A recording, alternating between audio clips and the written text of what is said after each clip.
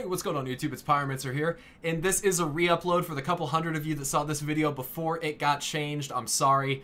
I hope that this information reaches you just the same. Today I'm going to be talking to you guys about the quotes from Varimathras in Antorus the Burning Throne, the upcoming raid, and how we completely misread what they meant. Now, we did get some of it right, but the way that we've been looking at it is wrong. Now, I'm going to just jump into this. The Horde quote that is given to the raid as they enter Varimathras' room is as follows. So, she found me at last, sent her underlings to finish the job. Tell me, when she seized your throne of hide and bones, was your allegiance forced? No. I'd wager you surrendered it willingly, or were convinced you did.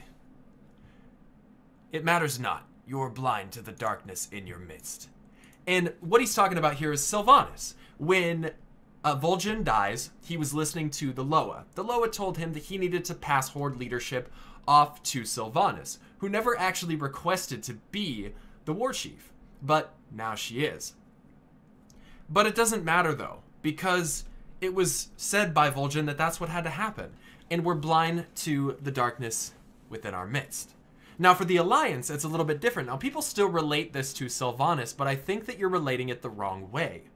So your alliance still endures, longer than I expected, though she has already planted the seeds of its downfall. She is patient, that one. Now keep in mind, in the Portuguese translation of this particular quote, he says she is patient, that elf, and so we should assume, perhaps, if that is correct, that we're talking about an elf. But I think either way, all likeliness points to an elf anyway. Here is the quote, the exact line that really confuses people. When your thrones run red with betrayal, when your holy places burn and the shattered mask hangs above your hearth, only then will you know, and it will be too late. It matters not. You are blind to the true darkness closing in around you. So what a lot of people thought this was oh, Sylvanas is somehow gonna have like an informant that like breaks the alliance apart, and Sylvanas is gonna attack us, and we are gonna be defending, and maybe she'll beat us, and the shattered mask is hanging above our hearth. But with how Blizzard has staged and framed the start of the next expansion, I think we interpreted Varimathras incorrectly. Now, I want to give a big shout out to Jacob once again, because he is the one that gave the idea for the first line about the Alliance still enduring, so follow me here. In the pictures of Teldrassil burning before and after, we see this elf here next to Sylvanas. She has already been speculated to be Varimathras Windrunner. Varimathras Windrunner is the commander of the Silver Covenant, which is a faction of Alliance warriors. Now, regardless of what they do, Varimathras is the sister of Sylvanas. Sylvanas is now the war chief of the Horde, the faction that was ultimately responsible for her husband Ronan's death. Because of what had happened, Varimathras swore in the novel, War Crimes, that she would get back at Garrosh. So, in order to do that, she was going to poison him. However, before doing so, she told Anduin that she was going to do it. Now, basically, there was this whole dialogue with her and her sister where they had kind of bargained back and forth, and Varimathras was going to go join the Forsaken. However, Sylvanas didn't tell her that the Forsaken wouldn't take a living ruler, and so Sylvanas had actually planned to kill Varimathras. Now, Varimathras has a hatred for the Horde, and now that the war chief is her sister, what better time to attack her? She hates her. She doesn't like her at all.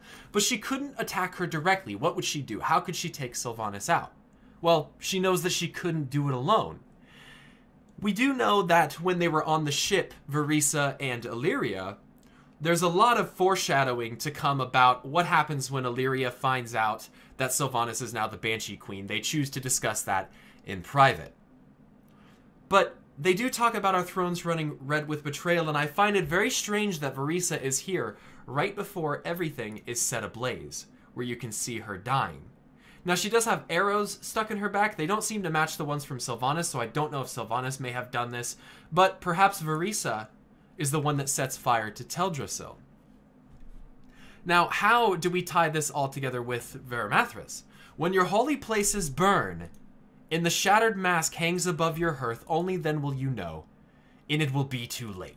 Now, the holy place burning, what is more holy than a world tree, especially to one of the most important Alliance factions, the Night Elves?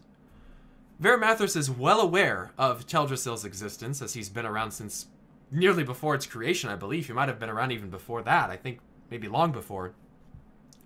But the main point is the next line. And the shattered mask hangs above your hearth. Now, a lot of people, like I said, took this as Sylvanas attacking us, but as we see in the opening cinematic, we are attacking Sylvanas. And Blizzard did confirm that we would have an all-alliance-controlled Eastern Kingdoms, with the exception of the Blood Elf Islands to the north. That if we take the Undercity, that is then where we may have our hearth.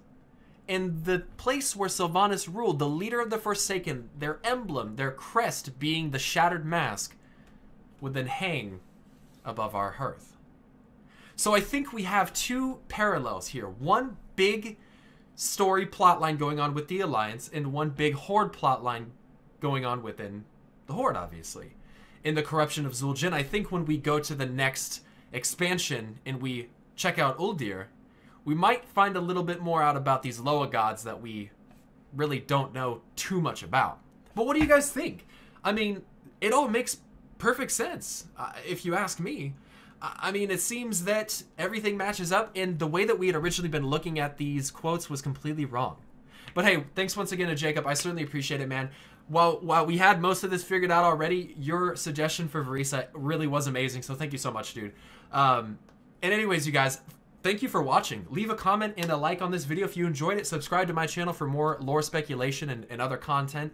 And keep your eyes peeled for my next video. Not everything will align exactly with this one, but I still think it's a great theory, and I'd love to know what you guys think, so feel free to check that out. But until next time, you guys, I love you very much. Stay awesome, and as always, until the next one, I'll see you guys later. Peace.